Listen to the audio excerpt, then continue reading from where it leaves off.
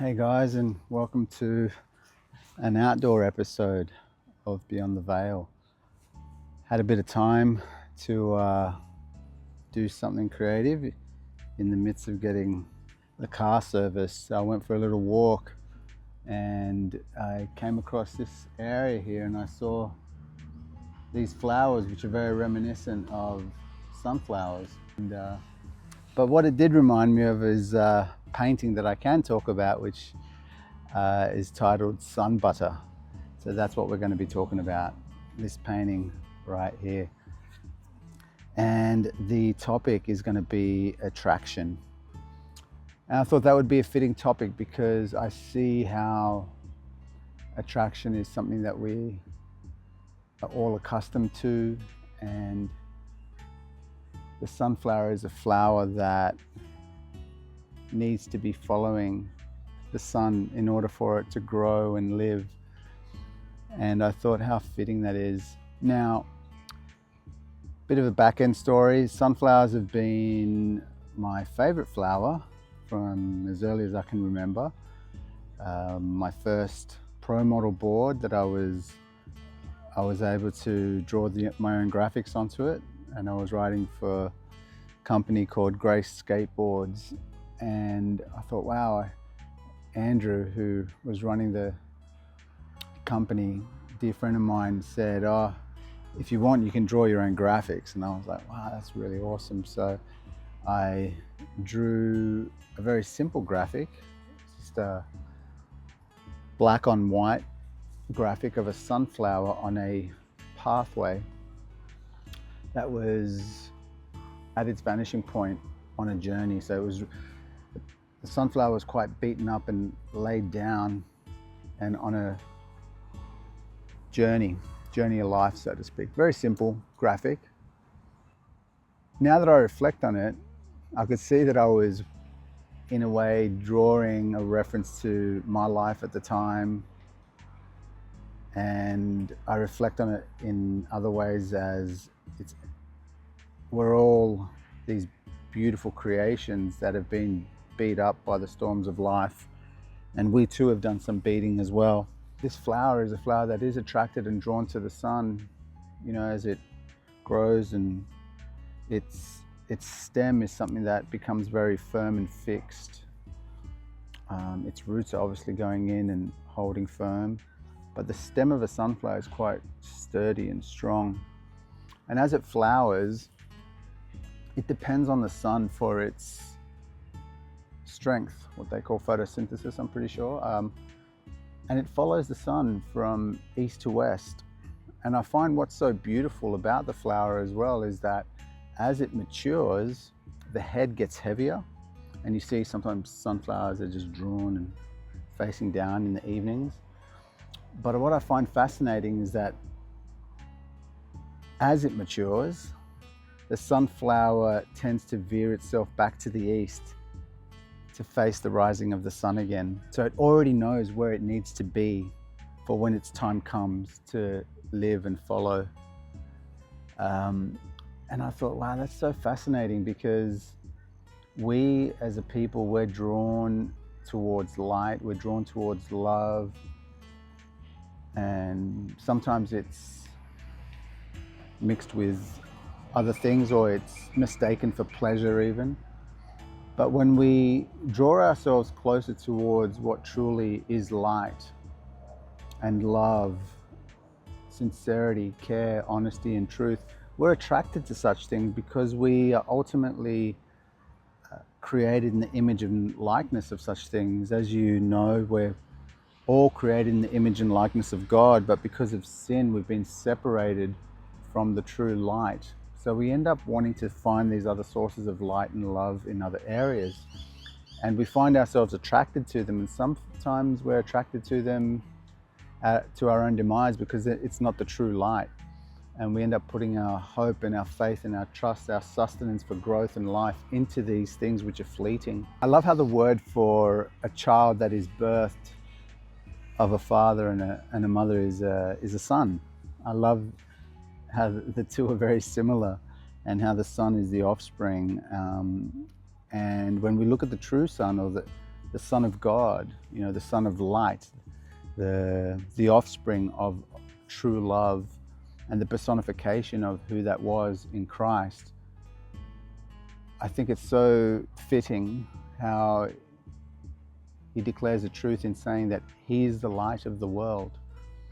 He is the true sun from which we draw all our strength and all our nourishment and all our wisdom from. When we look at this perfect life, we are able to be guided and directed accordingly. As a sunflower tends to look towards the sun in order to get its strength and life, we too ought to be looking towards the true sun in order to get our way of living. To elaborate on that, I want us to look at our lives clearly, that we tend to look towards leaders and people and music and art and our own mind and reasoning for ways of being able to navigate through life. And that's all well and good. Yet there should, at the base of it, there should be a perspective of where it all bounces from, where it all truly comes from, and our sounding board. And that is where we need to be able to look at the life of Christ. And I find that in this life that we live in, it's so accessible to look at that life and to see and taste that it is good and that it is right, that it is perfect when we look into it. Unfortunately, we lean towards our own understanding, and our stubborn hearts want to drift away and say, nah, there's another way.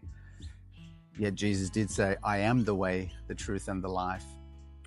So it's very clear, and I find that so refreshing and comforting, because for those who are truly seeking, they need not seek any further, because the light of this world has declared a true testimony. When you look into it, there's a true testimony of his life, and it rings true.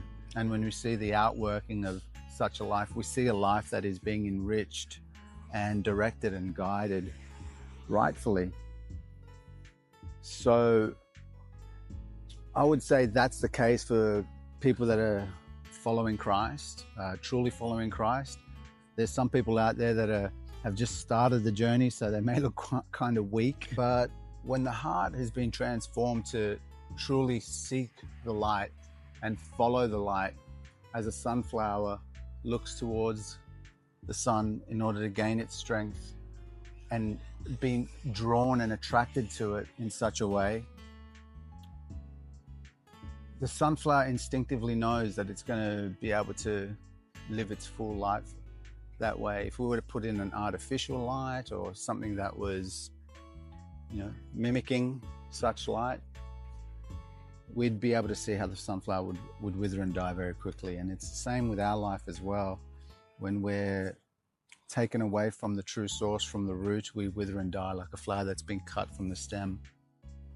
When we find ourselves attracted physically towards someone, when we find ourselves attracted towards certain friends or groups, there's a source at play there that is this natural attraction that, even if you look around at the earth and you see how the wind blows things of the same weight and substance towards one area, you can see in curbs and gutters, you see leaves, cigarette butts.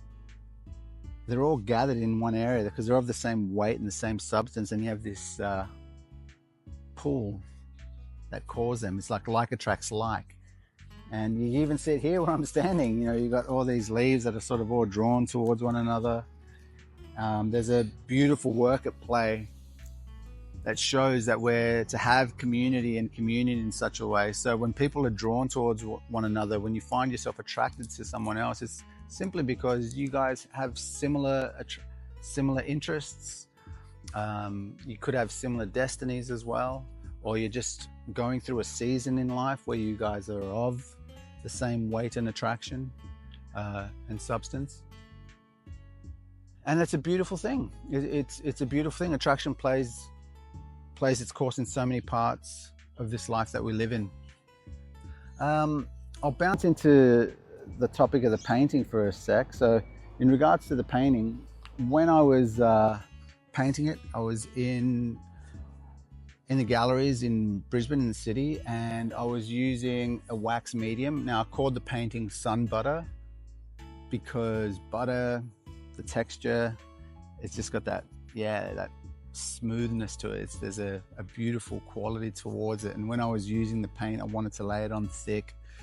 And I was also using a wax medium as well within that in order to create a thicker substance and give it that buttery feel. So when you see the painting and the close-ups, you'll be able to see that all the expression has just got all that texture and weight holding to it. And I thought it was a fitting name. I think butter is an attractive and tasty thing. So I thought, yeah, call it Sun Butter. And in regards to the colors that I wanted to choose, like the pink that I have there is a pink that I've been more drawn towards as I've had some beautiful ladies in my life, my wife being that particular lady, and my daughters. My wife has loved the color pink, and she's given me that taste for it as well, where I've been able to add it as a way of honoring and showing my love towards her. And I thought I'd add that in, and it was fitting for the colors that were there anyhow. And I basically just grabbed a reference of a sunflower, true sunflower, and I started to play around with the texture and not be so intricate and deliberate, but I wanted to just, yeah, as you see in the close-ups, you're able to see some of the work. It's just throwing down the painting in one stroke in order to just follow the movement of what I'm able to see visually. And in turn, I also started cutting into the painting to show some of the line work that I was doing as well. I like following through on the line work, those expressive lines that you see. And there's a little something within the painting that I might leave it up for the interpreter, but with the cutting of the strokes and following the line work of the actual leaves and stem, within the center of the head of the sunflower, there's actually a symbol there. So yeah, you could probably see it. If you can see it, let me know. I won't tell you what it is, but it's cool. I thought that was fitting as well, that particular symbol that's quite large within the head. So yeah, look, attraction, I just think it's a beautiful thing. It's something that we must attain to as well, especially in times where we feel lonely as well. Oftentimes when we're lonely, we feel that attraction has been severed.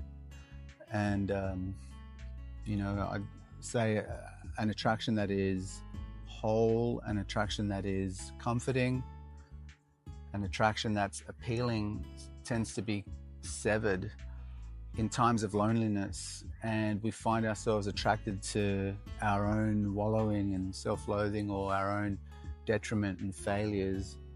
Attraction is still present, yet its purposes are negative and detrimental. So it's very important that we keep our eyes fixed on the true light, on the true sun, in order to know that from that is where we gain our life. That's what we're truly, we are of that. So we are born into that. We're born again into that true light. We've been given this free gift to know that yes, without the true light, we're destined for death. But Christ came in order to give us new life and to draw us back and get us towards our roots and understand that we are children of God. And in that we are now on this journey, like that sunflower I was mentioning in the graphic, on that eternal journey towards that horizon line of hope, to be back into fellowship, in true fellowship, out of these mortal bodies and into our eternal destiny, into our glorified bodies and what we know as heaven. And how remarkable, how beautiful, what a hope that is. So yeah, I think if I could leave you guys with something, it would be, what are we attracted to? I do hope that for those that don't believe that they've been attracted to the right thing, or that they're getting their source from the wrong thing, then it's as simple as repenting and realizing that without the sun, like a sunflower without the sun, can do nothing but wither and die. And a human life without its creator, without the true source of life, without the sun, which is God personified, and the free gift of eternal life and forgiveness, and to be made right with God. If we do not have that, then we too are going to wither and die, obviously. So if you don't have that, it's as simple as acknowledging that, believing, and in turn seeking and entering into that new relationship and going on that journey, going on that walk, that eternal walk. There's no rush.